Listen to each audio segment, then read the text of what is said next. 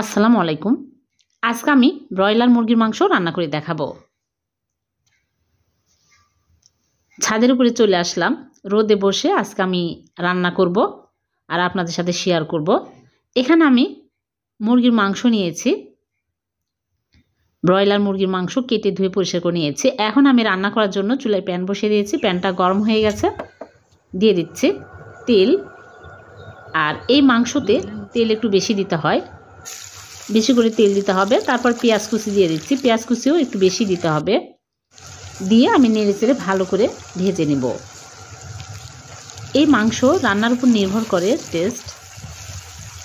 বেশি করে কষাতে হবে। এই মাংসটা বেশি করে যতই বেশি কষাবেন ততই এই মাংসর টেস্টটা বেড়ে যাবে। ভালো করে পেঁয়াজ নেড়েচেড়ে কষিয়ে নিব। আমার বাড়িতেও এই মুরগির মাংস কেউ খেতে চায় না, কিন্তু আমি যখন রান্না করি তখন একটু ভালো করে কষিয়ে রান্না করি, স্বাদ করে রান্না করার চেষ্টা করি। এখানে দিয়ে দিলাম কিছু মশলা, দারচিনি, লং, গোলমরিচ, এলাচ দিয়ে আমি পানি দিয়ে দিলাম। মশলা দেবো, পুড়িয়ে যাবে এর জন্য। আদা রসুন বাটা দিয়ে দিলাম। আদা রসুন বাটা ডিপ ফ্রিজে রাখা ছিল, এই জন্য শক্ত হয়ে আছে। আমি একবারে মশলা বেশি করে বেটে ডিপ ফ্রিজে রেখে দিই, যখন রান্না করি বের করে রান্না করি। আর এখানে দিয়ে দিলাম হলুদ, মরিচের গুঁড়া, লবণ। মরিচের গুঁড়া একটু বেশি দিলাম, যেহেতু এই মাংসটা একটু ঝাল ঝাল হলে খেতে বেশি ভালো লাগবে, এর জন্য। মশলা ভালো করে আমি কষিয়ে নিয়েছি। তারপরে মুরগির মাংস দিয়ে দিলাম। আর এই মুরগির মাংস আমি বড় বড় করে পিস করি না, ছোট ছোট করে করি, তাহলে মুরগির মাংসের মধ্যে ভালোভাবে মশলা ঢুকবে, তখন খেতে ভালো লাগবে।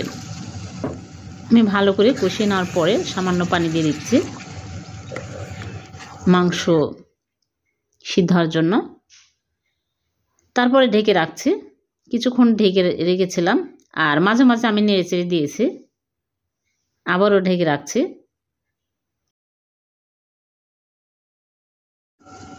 আর এই মাংসটা ভোনা ভোনা করে রান্না করলেই বেশি ভালো হয়, ঝোল রাখলে বেশি টেস্ট হয় না। হয়ে গেছে। এখন আমি এই মাংস সার্ভ করে নিচ্ছি। হয়ে গেল ভোনা ভোনা ব্রয়লার মুরগির মাংস। ভিডিওটি কেমন হলো লাইক, কমেন্ট, শেয়ার করবেন, আর পেজটিকে ফলো দিয়ে রাখবেন। আল্লাহ হাফেজ।